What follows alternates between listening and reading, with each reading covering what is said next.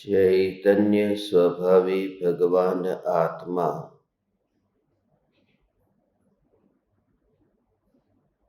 अनादि अनंत शुद्ध चैतन्य मात्र है। ज्ञान मात्र है।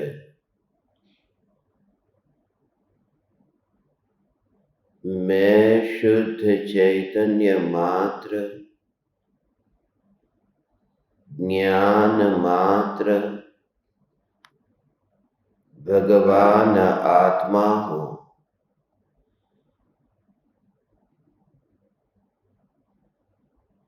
अनंत गुणाधिपति एक ज्ञायक देव हूँ।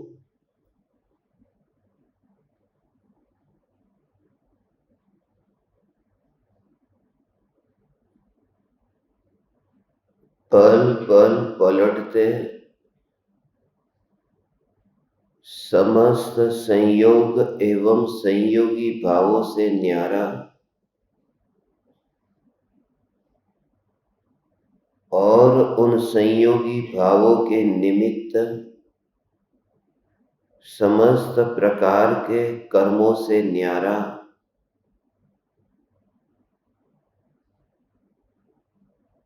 मैं ज्ञान मात्र चैतन्य तत्व हूँ।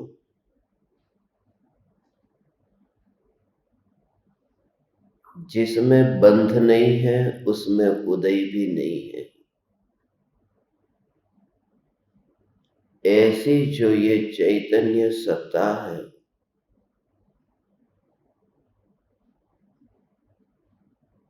जिसमें विकल्प नहीं है और विकल्प का फल भी नहीं है, जिसे आज तक किसी परमाणु का स्पर्श नहीं हुआ, जिसमें से एक बार भी एक समय के लिए भी विकल्प की उत्पत्ति नहीं हुई, ऐसी जो सर्वांग ज्ञान से भरपूर सत्ता है, यह महिमावान चैतन्य सत्ता मैं हूँ।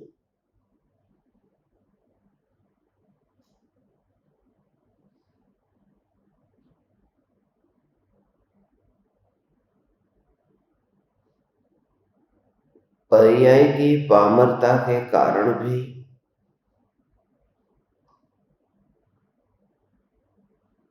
जिस सत्ता में पामरता नहीं आई, इस चैतन्य सत्ता को बाह्य संयोगों के परिवर्तन से क्या परिवर्तन आएगा। निरंतर कर्म के उदय पलटते रहते हैं। पुण्य और पाप का उदय निरंतर चल रहा है। मनुष्य भव प्राप्त हुआ है, यह महापुण्य का उदय है। क्योंकि अनंत चक्रवर्तियों की संपदा से भी अधिक मूल्यवान मनुष्य जीवन का एक समय कहा है। मनुष्य भव का प्राप्त होना महापुण्य का उदय है और स्वयं को मनुष्य मानना महापाप का उदय है। क्योंकि स्वयं को मनुष्य मानना यह मिथ्यात्व का उदय है। और मैं चैतन्य सत्ता जो ज्ञान स्वरूप हूँ, यह सत्ता मनुष्य देह से भी अलग है और मनुष्य में अपनापन करने वाले मोह से भी अलग है। पुण्य के उदय से जो मिला उससे भी अलग है और पाप के उदय से जो हुआ उससे भी अलग है। देह भी मैं नहीं हूं और मोह भी मैं नहीं हूं। पर द्रव्य भी मैं नहीं हूं और पर भाव भी मैं नहीं हूं। पुण्य का उदय और पाप का उदय जिस सत्ता में नहीं है उसका अनुभव। ज्ञान मात्र की अनुभूति में ऐसी अभेदता हो कि वह दशा प्रकट हो कि पुण्य और पाप इन दोनों के उदय पर दृष्टि न जाए। रंच मात्र भी उछल कूद न हो, रंच मात्र भी हर्ष या शोक न हो।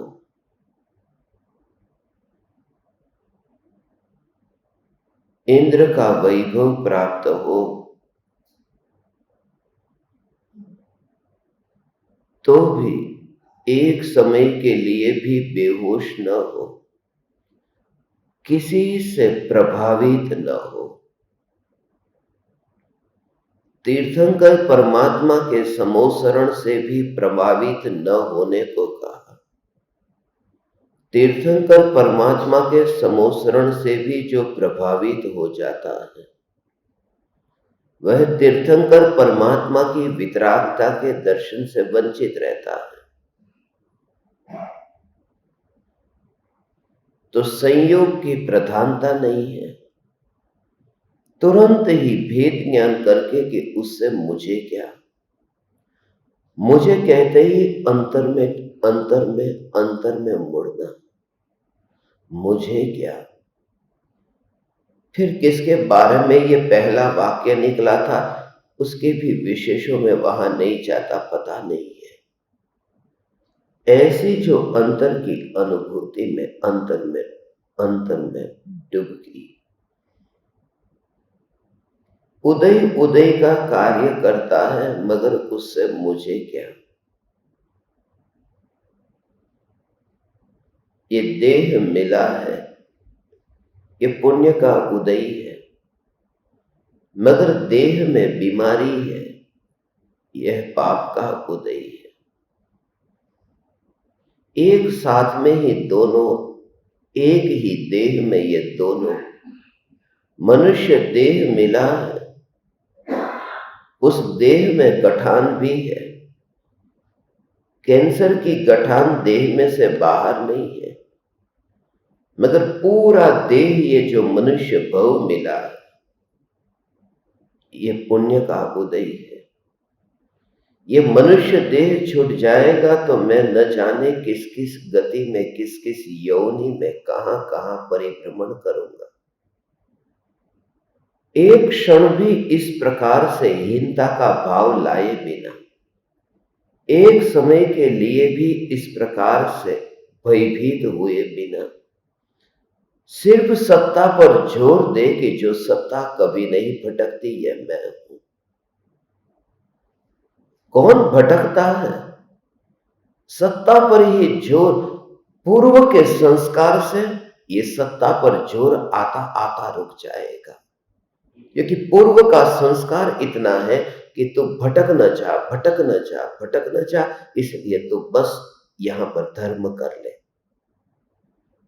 तो धर्म कर ले, तो पाप का फल नरक में न भोग, इसके लिए तो धर्म कर ले। ये कर ले की जो उपदेश की भाषा थी वो स्वरूप में अंदर में डुबकी नहीं लगाने देती। इतना निष्प्रह होकर के कि मैं सत्ता हूं, भटकने की बात झूठी है, छोड़ो। मैं सत्ता मात्र चैतन्य हूं। ऐसे ये चैतन्य सत्ता जहां भटकन है ही नहीं, क्योंकि ज्ञान में भटकना नहीं है, ज्ञान में उदय नहीं आता। ज्ञान को उदय नहीं है। वह जो ज्ञानावरण कर्म का उदय कहते हैं, जो ज्ञान पर आवरण डालने वाला, वह जो उदय है ज्ञानावरण कर्म का,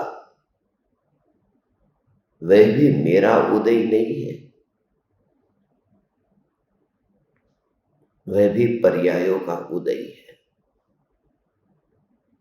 वह भी द्रव्य का उदय नहीं है। और द्रव्य का उदय होता तो द्रव्य स्वभाव से सिद्ध कैसे होता, क्योंकि सिद्ध को तो उदय होता नहीं है। ऐसा में सिद्ध परमात्मा, सिद्ध बोलू नहीं, सिद्ध स्वरूप ये अनुभव, मैं सिद्ध हूं जहां कोई उदय नहीं है। और ऐसी स्पर्शना कि वहां उदय नहीं है, कि स्पर्शना से ही ये स्वीकार होता है, ये अनुभूति से ये स्वीकार होता है कि उदय नहीं है। दूर से जो दिखाई देता था उसमें शंका पैदा होती थी, क्योंकि द्वैत दिखाई देता था कि ज्ञान भी है और उदय भी है। मगर ज्ञान की स्पर्शना हुई, ज्ञान से ज्ञान जानने में आया, उस समय अब उदय कहाँ है, क्योंकि अनुभूति प्रमाण बन गई। दूर से जैसे देखते हैं कि अग्नि भी है और धुआं भी है, सामने कौन है कि सामने अग्नि भी है और धुआं भी है। मगर नजदीक गया और नजदीक गया और जाकर के अग्नि को छू लिया, उस समय वहां धुआं है कि नहीं, वो धुएं का विकल्प तक नहीं आया था जब वो स्पर्शना हुई, अनुभूति हुई। अनुभूति का भाव यह है कि जहां पर विकल्पों का स्मरण भी नहीं होता, जहां धुएं की याद ही नहीं आती, और उससे ही यह निर्णय हो गया कि मुझ में बंध नहीं है, उदय नहीं है। यहां पर कर्म उड़ नहीं रहा है, उदय में नहीं आ रहा है। जहां मुझे अग्नि का अनुभव हुआ वहां पर धुआं नहीं उड़ रहा है, वहां तो अनुभूति है। फिर उदासीनता प्रकट होती है उदय से, उदय से उदासीन होता है। इसलिए जो चेहरे की रेखा बदलती थी, जो हर्ष और शोक का भाव आता था, उसका कारण जो था वह उदय पर दृष्टि थी, उदय की ओर ध्यान जाता था। अब उदय की ओर ध्यान नहीं जाता, क्योंकि उपयोग में व्यस्त है। तब वह कर्म का उदय आता है और कर्म जड़ जाते हैं और ऋणानुबंध से मुक्त हो जाता है। अब नए बंधन नहीं करता है, अब तो ये पुराने बंधन छूट रहे हैं। जितना भी था वह छूट रहा है। इसलिए ज्ञानी को प्रति समय जो असंख्यात गुनी कर्मों की निर्जरा होती है, एक सी नहीं, प्रति समय असंख्यात नहीं, असंख्यात गुनी निर्जरा होती है। अभी हुई उससे असंख्यात गुनी, फिर अभी हुई उससे असंख्यात गुनी, असंख्यात गुनी कर्मों की निर्जरा होती रहती है, क्योंकि उतने अंशों में परिणति और निर्मल हुई और उतना अनुभव बढ़ा। अनुभव में अब और परिपक्वता आती गई। ऐसी जो ये चैतन्य तत्व की ऐसी अनुभूति कि पुण्य पाप के उदय में वहां पर ध्यान नहीं जाता। यही तो है कि चक्रवर्ती ज्ञानी जब 6 खंड के वैभव को भोगता है, वो 96,000 रानियों को भोगने वाला वह उदय है। उदय ही उदय को भोगता है। मगर खास जागृति के अज्ञानी के मुख से ये शब्द शोभा नहीं देते। अज्ञानी के मुख से निकले हुए ये शब्द बचकाने लगते हैं। अज्ञानी के मुख से निकले गए ये शब्द एक चालबाजी है, बचने का उपाय है। इसलिए ये जागृति कि अंतर में परिणमन हो और वाणी में निकले ही नहीं कि ये उदय का परिणाम है। अंतर में दूर से उस उदय को देखता हो। पहाड़ के शिखर से खाई दिखाई देती है, मगर निर्भय है, क्योंकि खाई में गिर नहीं रहा। जो विकल्पों को, जो कर्म के उदय को जानता है, ये ज्ञान उसमें गिरता नहीं है, ये उपयोग उसमें गिरता नहीं है। ये आंख सागर में डूबती नहीं है, ये दूर है, इस वजह से ही ये सुरक्षित है। ये दूर है, देखता है मगर गिरता नहीं है। वो नीचे देखता है खाई को मगर गिरता नहीं है। कौन? जो उस शिखर के ऊपर है, शिखर के ऊपर बैठा है। जो शिखर के ऊपर बैठा है वह भी खाई में नहीं गिरता है। शिखर के ऊपर बैठने वाला भी खाई में नहीं गिरता, तो शिखर खाई में कैसे गिरेगा? जो उपयोग है वह उपयोग भी विकल्प में नहीं गिरता, तो जो न्यायक में विराजमान होता है उपयोग, वह न्यायक, वह शिखर, वह विकल्प की खाई में कैसे गिरे? मैं ऐसा न्यायक महिमावान हूं, मैं हीन नहीं हूं, मैं दीन नहीं हूं, मैं ऐसा न्यायक हूं, ऐसा न्यायक हूं, ऐसा न्यायक हूं। अहंकार के लिए तो दूसरा चाहिए, मैं एक हूं, ये शिखर एक है, ये मैं चैतन्य शिखर हूं। और इस शिखर पर जो विराजमान होता है वही तो लोक के सर्वोच्च शिखर पर विराजमान होता है। वहां की यात्रा से पहले यहां पर ऐसी यात्रा होती है, आरोहण होता है। जब उपयोग वहां पर आरोहण करता है, एक एक एक करते करते आरोहण करता है। अभी तो यात्रा चलती है, और वहां पर जब मिलन होता है तब यात्रा का विकल्प ही नहीं आता। यात्रा के दौरान यह विकल्प आता है कि मिलन होगा।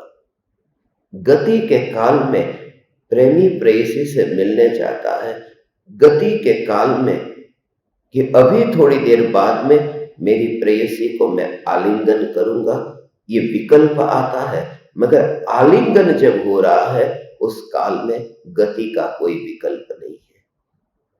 जब अनुभूति के लिए तत्व विचार होता है कि मैं चैतन्य चैतन्य चैतन्य, तो चैतन्य का विकल्प है यात्रा के दौरान।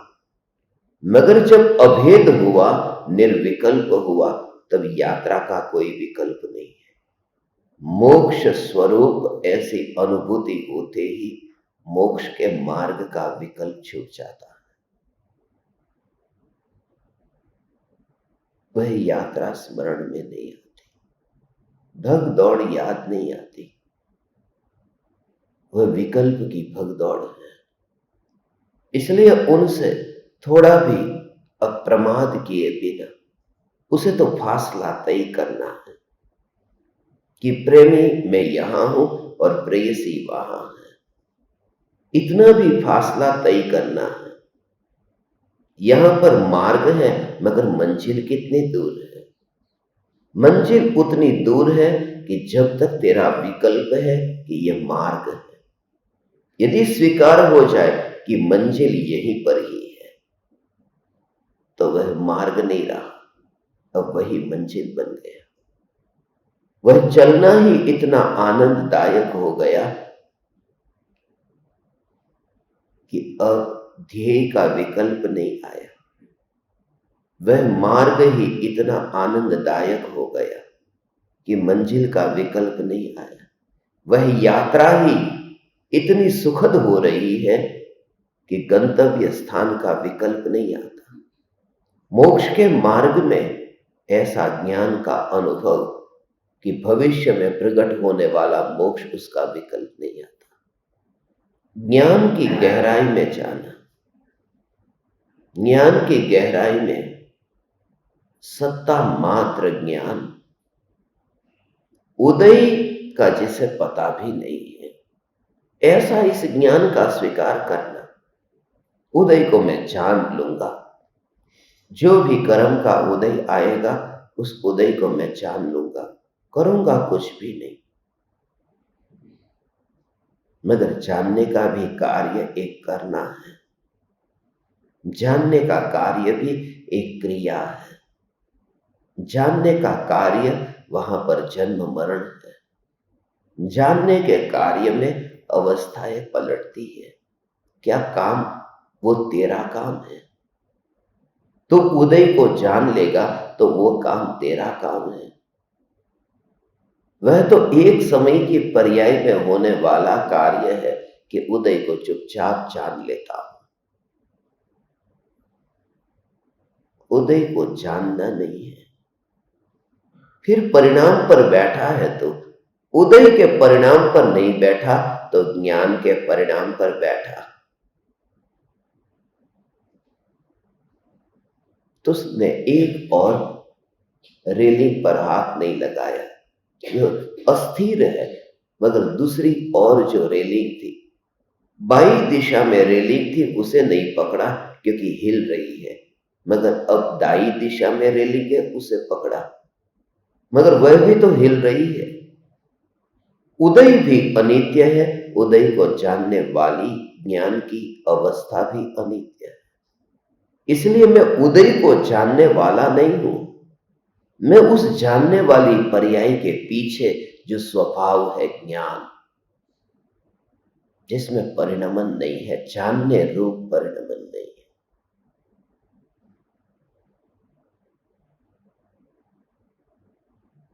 जो ये सत्ता है भगवान, ये सत्ता जो जानने रूप परिणमित नहीं होती, इसलिए तो खजाना अंदर ही है। जिसका दर्शन हो रहा है वह बाहर है और खजाना भीतर में है, तो बाहर ही बाहर देख करके खुश होता है, वो उसमें ही खेल रहा है। अंदर के वैभव को देखा नहीं, तिजोरी को ही देख करके खुश हो गया। रत्न अंदर भरे हैं, तो पर्याय के परिणमन में ही खुश हो रहा है कि जानना जानना जानना। इस वजह से वो जो कार्य पर्याय में होगा कि ये जानना जानना जानना, ये हो रहा है, मगर मैं सत्ता स्वरूप हूं। ये परिणमन यह जानता है कि मैं सत्ता स्वरूप हूं। सत्ता ये नहीं जानती, जानने का कार्य ये होता है, वह परिणाम में होता है। ज्ञान का परिणाम ये जानता है कि मैं सत्ता स्वरूप, जानता है मैं सत्ता स्वरूप।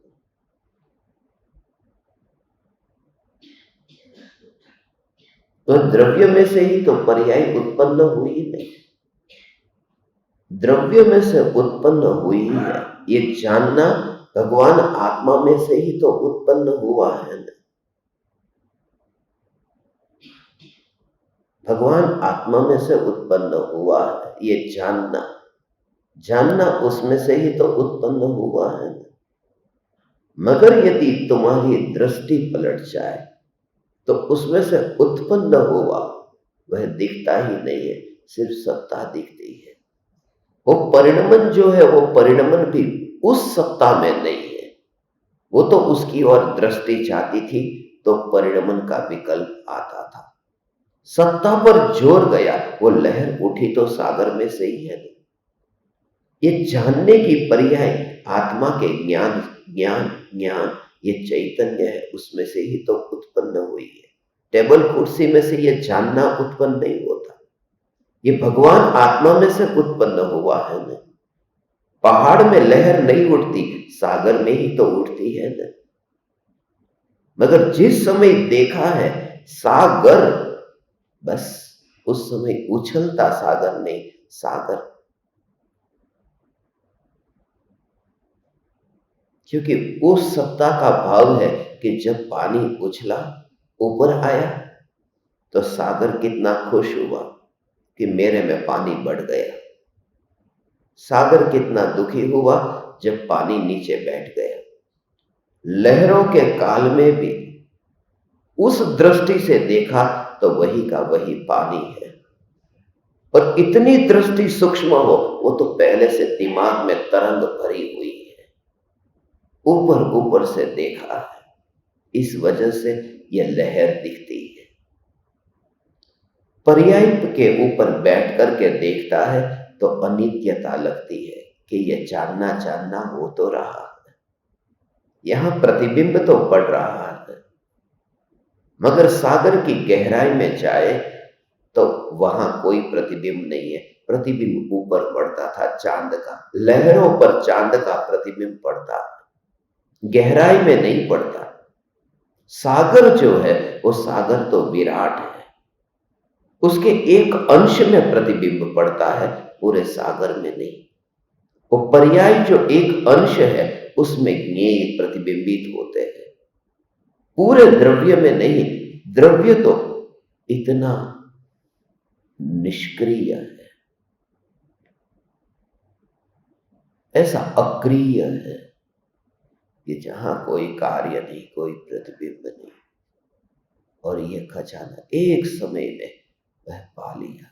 बस उस समय वो पर्याय ढली कि बस पूरा द्रव्य पा लिया, पा लिया उसने।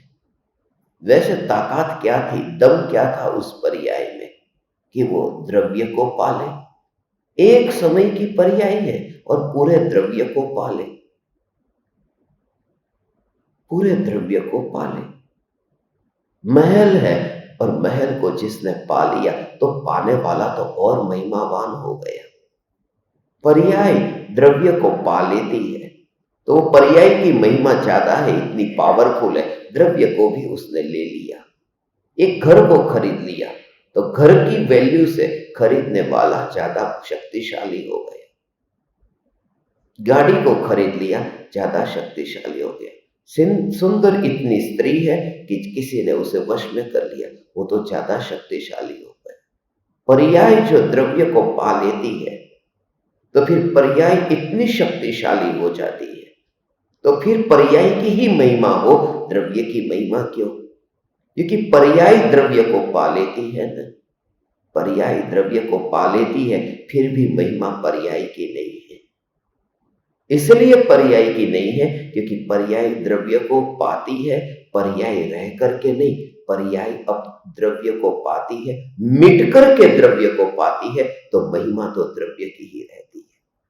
वो बूंद सागर को पा लेती है, मगर सागर को पाती है खींच करके अपने पास में नहीं पाती है। वह बूंद सागर को पा लेती है, सागर में मिलकर के सागर को पा लेती है। वो खुद मर जाती है कि मैं मिटने को तैयार हूं, और सागर को पा लेती है। निर्विकल्प अनुभूति की अंतिम जो रहस्य से भरी हुई यह अनुभूति, पर्याय द्रव्य को पा लेती है। एक समय का परिणमन वह उस रूप परिणमित हो गई। पा लिया माने परिणमित हो गई, वो पर्याय ही परिणमित हुई। जैसा द्रव्य था उस रूप परिणमित हुई। द्रव्य परिणमित नहीं हुआ, वह पर्याय परिणमित हुई। वह शक्ति उसकी थी। जो शक्तिशाली है उसके अनुरूप चलना पड़ता है, उसके अनुरूप ढलना पड़ता है। जो मानने को तैयार न हो उसके अनुरूप चलना पड़ता है।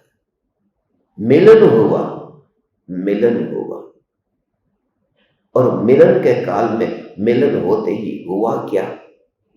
मिलन होते ही वहां दिख क्या रहा है? क्या दिख रहा है इस अभेद मिलन में?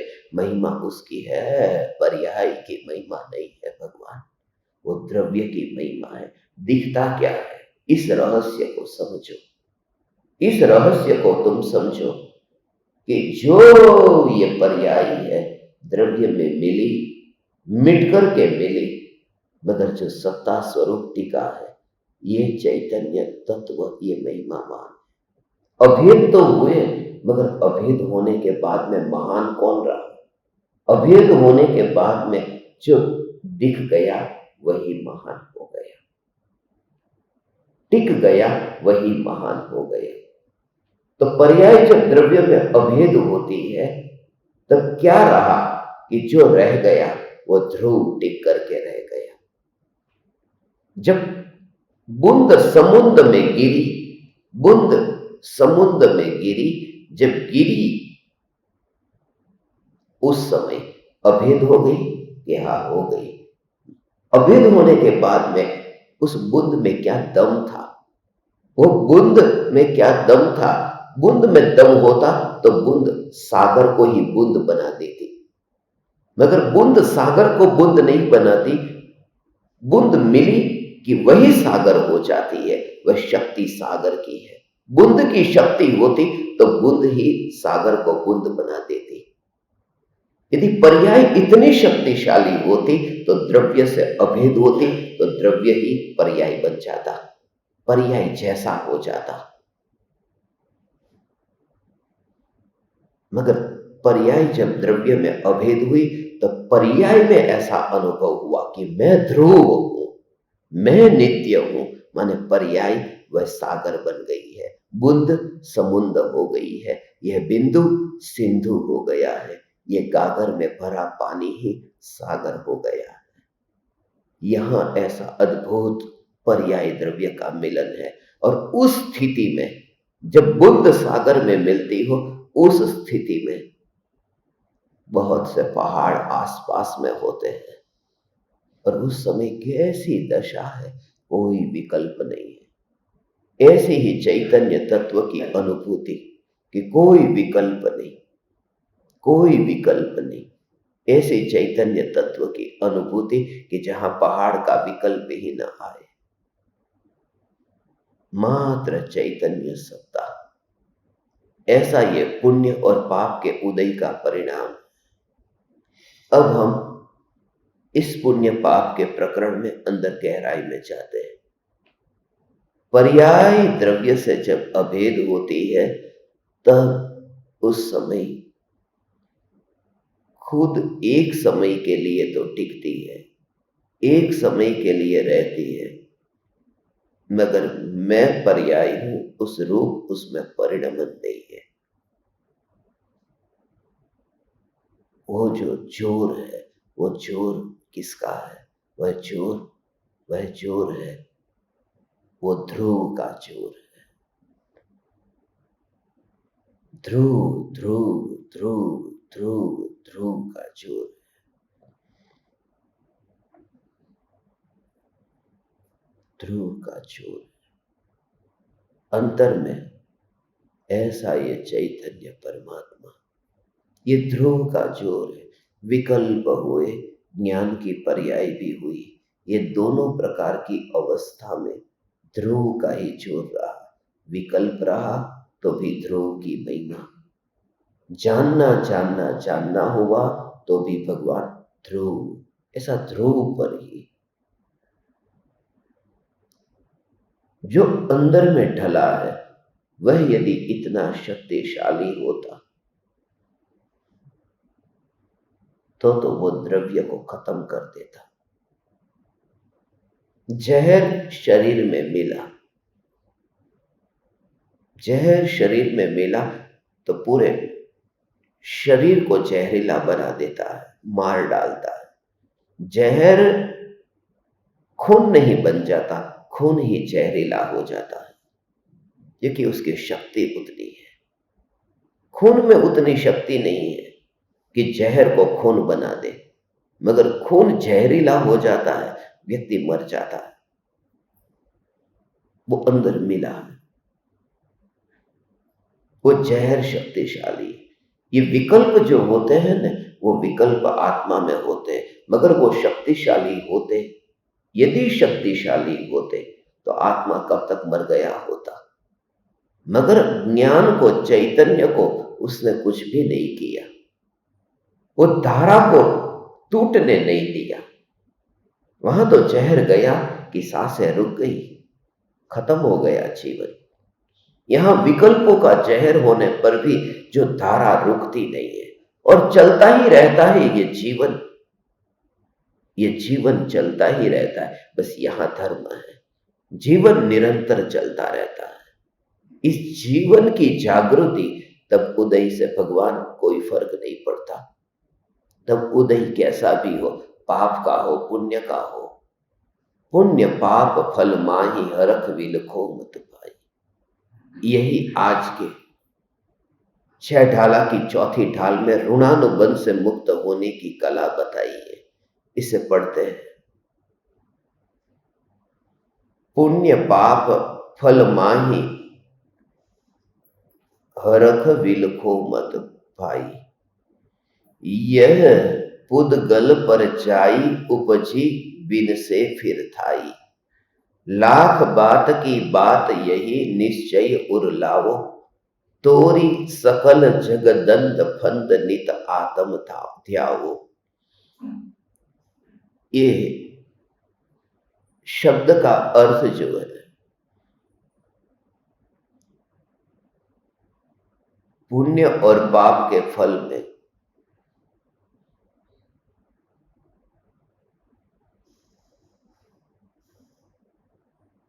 हर्ष न कर और द्वेष न कर, क्योंकि यह पुद्गल की पर्याय है, उत्पन्न होती है और नष्ट होती है। पुद्गल की पर्याय उत्पन्न होती है, नष्ट होती है। सोगानी जी कहते हैं, परिणाम मात्र उत्पन्न होता है, नष्ट होता है, इसलिए परिणाम मैं नहीं हूं। परिणाम मात्र मैं नहीं, उसकी और दृष्टि करके, उस परिणाम की और दृष्टि करके ध्रुव से दृष्टि हट जाती है। वहां से बाहर आने का मन क्यों होता है? क्या वह आदत हो गई है? दूसरों की गाली सुनने की आदत हो गई है, दूसरों की प्रशंसा सुनने की आदत हो गई है। सागर की गहराई में जहां जाता है, वहां न गाली सुनाई देती है, न प्रशंसा सुनाई देती है, न कठोर वचन है, न तो कोमल वचन है। मगर कठोर वचन और कोमल वचन, ये कोमलता और कठोरता तो पुद्गल के स्पर्श गुण की पर्याय है। ये पुद्गल की पर्याय है। कड़वे वचन और मीठे वचन, ये तो पुद्गल के रस गुण की पर्याय है। कठोर और कोमल स्पर्श की पर्याय है, कड़वे और मीठे तो रस की पर्याय है। गंदे वचन है, दुर्गंधमयी वचन है, ये तो गंध की पर्याय है। बहुत बुरे काम किए हैं, बहुत काले काम किए हैं, ये काले काम जो किए हैं, ये तो रंग की पर्याय है, क्योंकि काला तो पुद्गल का रंग है। ये जितने भी कर्म की बात आती है, क्रिया की बात आती है, ये तो पुद्गल की पर्याय है। इसलिए इन पर्यायों में हर्ष शोक न करना।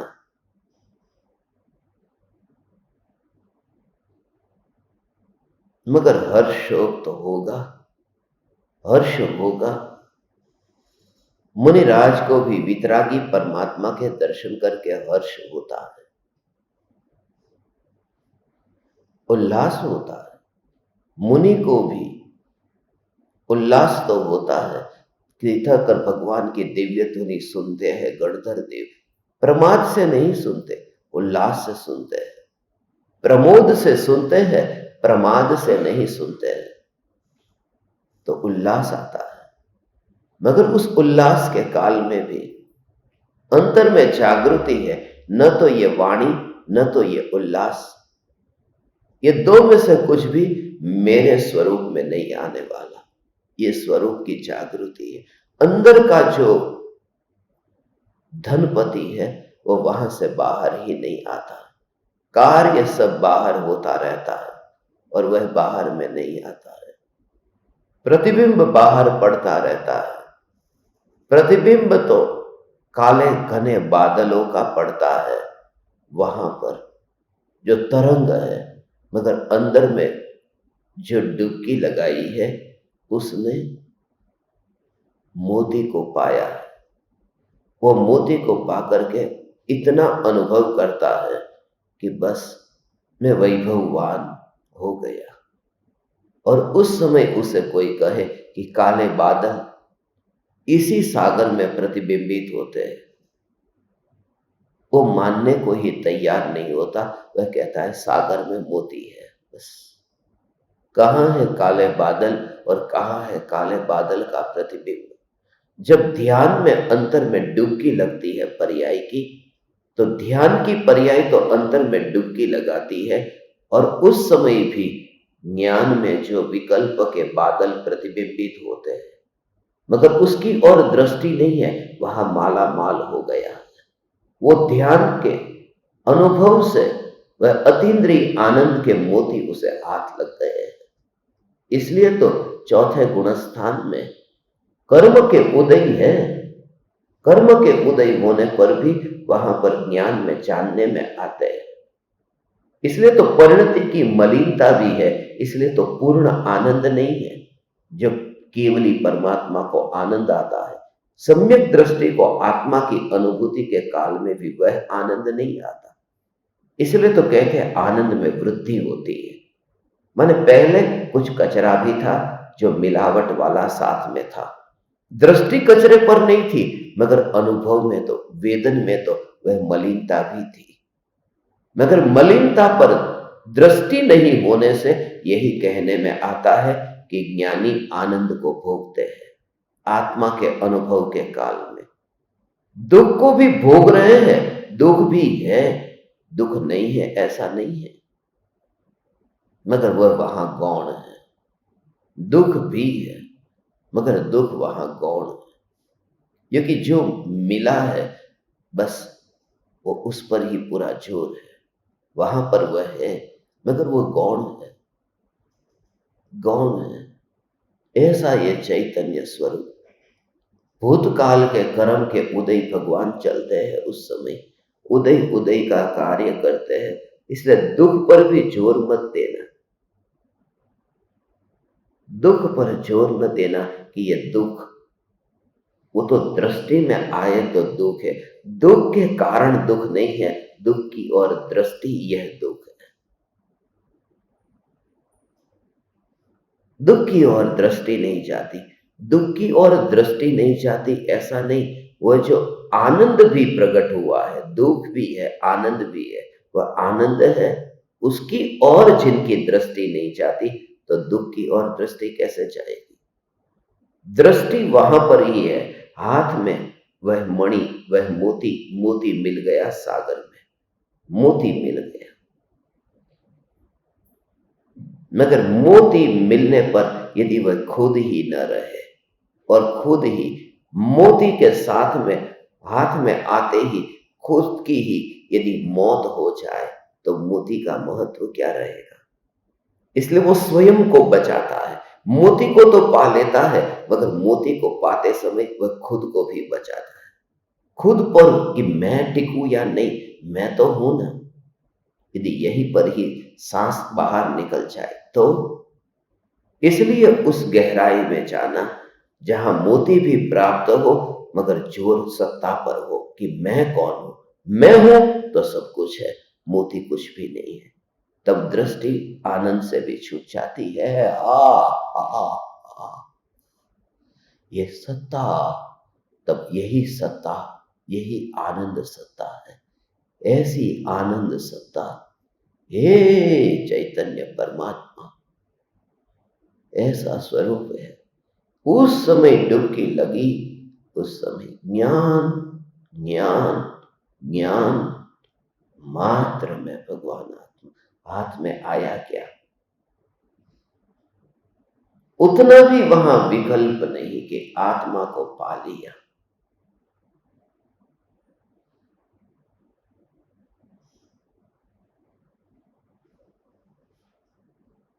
फिर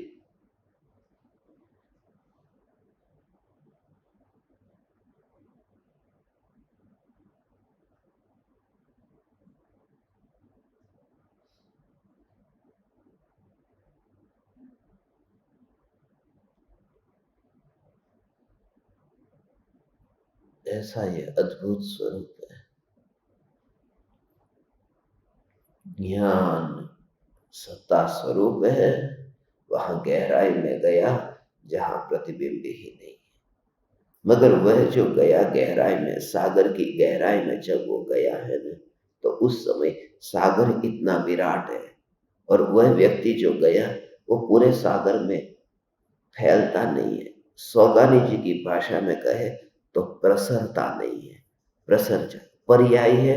वह द्रव्य में डुबकी लगाती है तब पूरी प्रसर जाती है, पूरी फैल जाती है।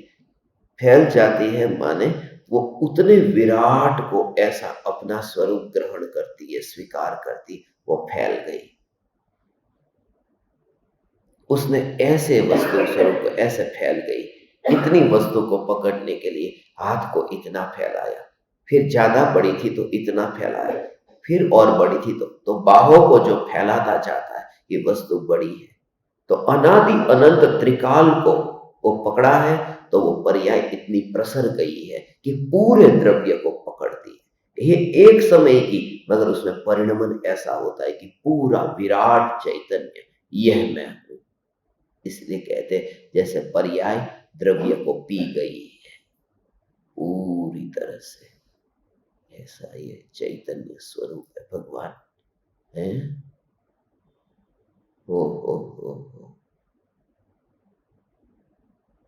इसका प्रयोग जब तुम करोगे न, उसके बिना तुम्हें ये वचन खाली कर्णेंद्रिय के विषय भोग की तरह ही लगेंगे, जैसे फिल्म के गाने को कोई सुन लेता है। मगर जब तुम प्रयोग करोगे तब तुम्हें इतना अहोभाव आएगा, क्योंकि प्रयोग करने पर वह घटित होगा कि यहां तो कोई प्रतिबिंब ही नहीं पड़ता है। मैं तो क्या मान के बैठा था कि यह जगत को जानने वाला मैं हूं, जगत को जानने वाला मैं हूं। बच्चों के काम मैंने खुद के काम मान लिए थे, और वे बच्चे भी महल के बाहर रह करके ये दुनिया को देखते हैं, और सम्राट सिंहासन पर बैठा हो और मान ले कि मैं दुनिया को देखता हूं। ये झूठी बात है। ये परिणाम सब जगत को जानता है, मैं परिणाम नहीं हूं जो जगत को जानूं। मैं वह हूं, मैं वह हूं, मैं वह हूं कि जो जानने में आया नहीं, वो जानने वाली पर्याय वह दुखी हुई। मैं सदाकाल टिक करके रहने वाला हूं। यहां श्रद्धा ने स्वयंवर नहीं किया, यहां पर चैतन्य सत्ता सदाकाल टिकी है, मगर स्वयंवर नहीं हुआ, स्वीकार नहीं हुआ, खुद फेरे नहीं फरे, चार फेरे नहीं फिरे। चार फेरे फर लेते तो चौथा गुण स्थान पा लेती वह पर्याय। यदि एक बार भी ये स्वीकार हो, यही कि बस मुझ में कोई परिणाम है ही नहीं, तो तुम ऐसा निराकुल शांत शांत कार्य पूरी तरह से हो। मगर मैं कहाँ हूं, मैं यहां हूं, यहां हूं, ऐसा ही है। वाह,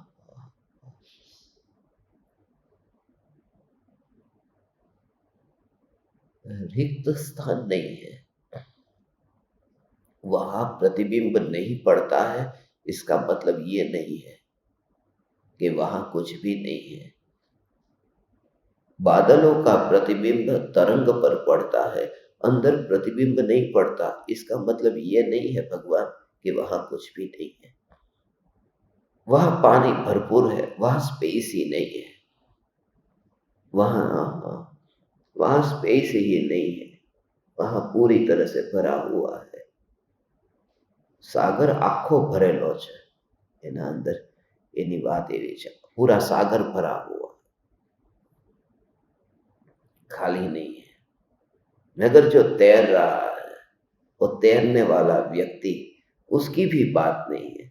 मात्र सागर को देखना, जो कि तैर रहा है, अंदर डुबकी लगाई है, वो जो कुछ भी है वो सब डुबकी लगाने वाला, अंदर तैरने वाला, वो सब बाहर से आया हुआ है। वो सागर का अपना अस्तित्व नहीं है, वो सागर की पहचान नहीं है। तो जो पर्याय, जो उपयोग अंदर में समा गया कि मैं ध्रुव, मगर स्वीकार तो यही होता है कि यह भी मेरी पहचान नहीं है। ध्रुव ही मेरी पहचान है, समाये, मगर उसमें भी ऐसा सूक्ष्म भाव है। बहुत गहरे वचन है। ज्ञानियों के एक एक वचन में अनंत आगमों का सार है। ये जो है वचन कृपालु देव के, ऐसा ही है।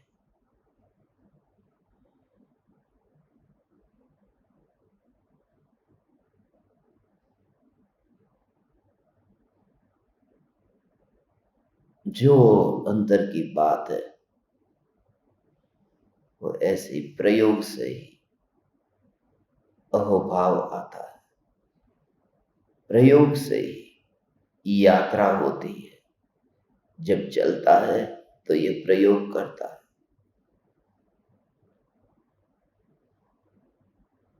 और यात्रा जब करते हैं ना, वही एक कसौटी है। मार्ग का पता भी तब चलता है जब यात्रा करते हैं, वरना पता नहीं चलता। वरना उस अनुभूति से वंचित रहते हैं। भूख लगी है तो पकवान को खाएगा नहीं और पाक शास्त्र की किताब को पढ़ता रहेगा। प्यास लगी है और गंगा नदी के नक्शे को ही बस चबा गया, मगर प्यास छिपी नहीं। ऐसे ही इन वाणी से संतुष्ट मत होना। सुनकर के अभी तुम्हें अच्छा लगेगा, फंसना मत इन वाणी में, इन शब्दों में। ये भी एक जाल है, तो उससे भी बच के निकल जाना। ये मछुआरे ने फेंका गया जाल है। मैं जो ये बोल रहा हूं, ये वाणी बहुत मीठी है। तुम्हें सुनना सुनना सुनना अच्छा लगे, लगे कि ये निरंतर सुनता रहो। ये वाणी रुके ही नहीं, इस वाणी में विघ्न न आए, अंतराय न आए। ये वाणी निरंतराय, ये वाणी चलती रहे, ये सुनता ही रहो। मगर ये जाल है, ये मछुआरे ने जाल फेंका है, मछली फंस न जाए, ध्यान रहे, उससे भी निकल जाना। और ये मछुआरा खुद तुमसे कहता है कि तू बच के निकल जा। ये तेरी कसौटी के लिए ही जाल है, तो उससे भी पार हो जा। तो उस जाल से भी बहुत सूक्ष्म है, जाल बहुत बड़ा है, तो जाल के अंदर से निकलकर पार हो सकता है, जाल में फंस ही नहीं सकता। तेरा सूक्ष्म स्वरूप है और उस अनुभूति को पाओ। यही अनंत ज्ञानियों की भावना है भगवान। जाल, शब्दों के जाल में भी न फंसना, तब सत्य अंदर में उस जाल को लेकर के अंतर में जाया ही नहीं जा सकता। वहां तो हथकड़ियों जैसा बंधन लगे कि नहीं, और अंतर में गहराई में। सुरक्षा ये ज्ञान की, ज्ञान ज्ञान ज्ञान, बच गया। अब ऐसा विकल्प का साथ में रह करके अनुभव नहीं, ज्ञान ही ज्ञान में अनुभव। मनुष्य सुनने के लिए बैठा ही नहीं है, मैं चैतन्य हूं। स्त्री होकर के सुनने के लिए मत बैठना, तो उस स्थिति तक पहुंच जाओ कि तुम्हारी दृष्टि में न आए कि यहां पर कौन स्त्री और कौन पुरुष, ये दिखाई ही न दे। ऐसी स्थिति में पहुंच जाना। निराश मत होना, कौन स्त्री कौन पुरुष नहीं, देही कौन है पता नहीं है, पुद्गल का पता नहीं है, विकल्प का पता नहीं, क्योंकि विकल्प को अंदर रख करके अनुभव नहीं किया। विकल्प से तो भेद जान ली है। अज्ञानी उस विकल्प के साथ में ज्ञान का अनुभव करता है, इसलिए तो तड़पता है। ज्ञान तो रक्षा करता है, मगर विकल्प के साथ जो ज्ञान है वह तो और पीड़ा पहुंचाता है, और खतरनाक है। इसलिए विकल्प को अलग करके ज्ञान का अनुभव करना है। विकल्प को अलग करके, जूते जो तुमने पहने हैं वो कंकड़ से बचने के लिए पहने हैं, मगर जूते के अंदर ही कंकड़ हो और फिर पहन के चलो तो और चुभेंगे, क्योंकि अंदर जो कंकड़ आ गया है। जूते में दोष नहीं है, जूते तो रक्षा करते हैं, मगर कंकड़ को बाहर निकाल करके जूते को पहनना था तो रक्षा होती। विकल्प को दूर करके वो ज्ञान को अनुभव करता है, और दूर करने का मतलब कि विकल्प के स्वभाव को पहचान लेता है कि ये मैं नहीं, मैं ज्ञान। विकल्प को अलग जान करके ज्ञान की अनुभूति करे, तो फिर पुण्य और पाप के फल में, वो कंकड़ के फल में दुख नहीं भोगता है। ज्ञान प्रोटेक्टर है, वो रक्षा करता है। ज्ञान सुरक्षा प्रदान करता है। ऐसा यह अद्भुत रहस्य है।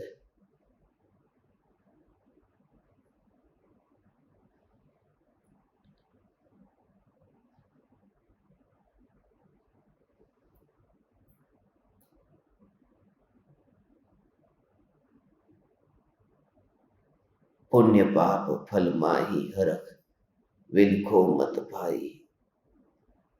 यह पुद्गल पर जाई, उपज बिन से फिर थाई। लाख बात की बात यही, निश्चय उर लाओ।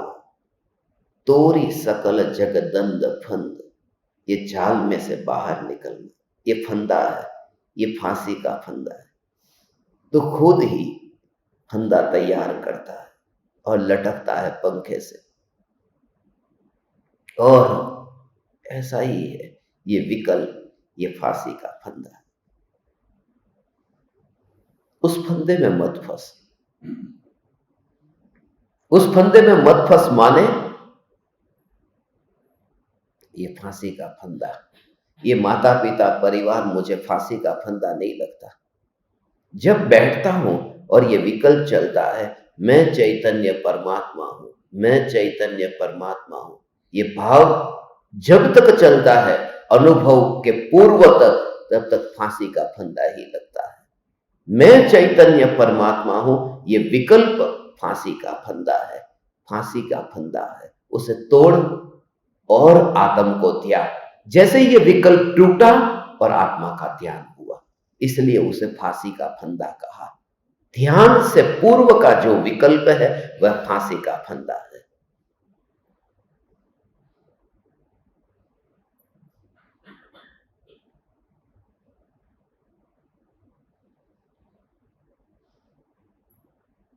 ये रहस्यमयी वाणी है। आप सब इसका फिर से सुने, अभ्यास करें, अध्ययन करें। अभी इतना ही। कल रात को यहां किसी का फोन बजा था,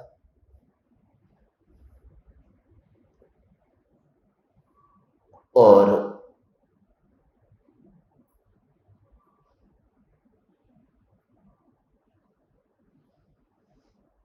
कल का जो सत्संग था वो बहुत महत्वपूर्ण था। मुझे पता नहीं रहा कि सत्संग छूट गया है कल का। जब मैं कमरे पर गया तब मुझे किसी ने कहा कि सत्संग छूट गया है। नौनी ने कहा, मेरे लाडले ने कहा कि सत्संग छूट गया है,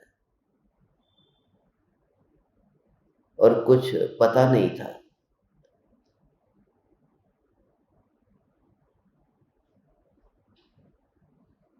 वो मेरी